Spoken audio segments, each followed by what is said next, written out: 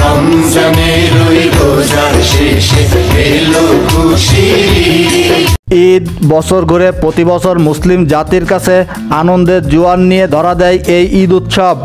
ঈদের দিনকে কেন্দ্র করে মুসলমান জাতির মানুষেরা বিগত বছরের সকল দুঃখ কষ্ট ভুলে উৎসবের আনন্দে মেতে ওঠে।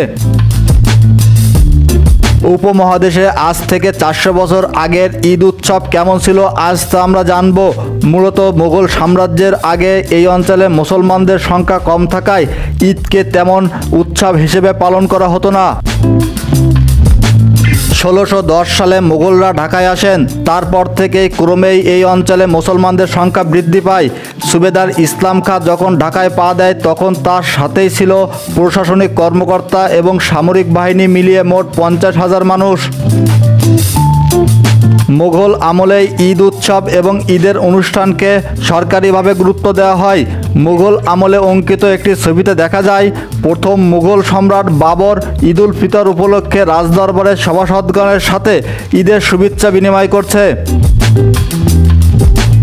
দ্বিতীয় মুর্শিদ কুলি খাঁয়ের সময় ত্রিপুরা জয় করা হয়। সেই খুশিতে নবাব সুজাউদ্দিনের নির্দেশে ঈদের দিন গরিবের মধ্যে 1000 টাকা বিতরণের আদেশ দেন।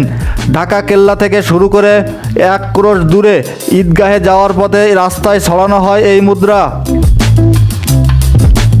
মুঘলদের সময় থেকেই ঢাকায় খুব জাঁকজমকপূর্ণভাবে ঈদ উদযাপন হতো।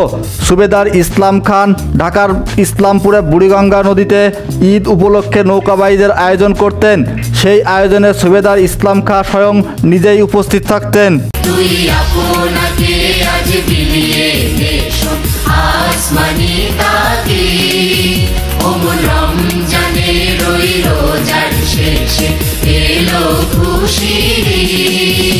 Khan TV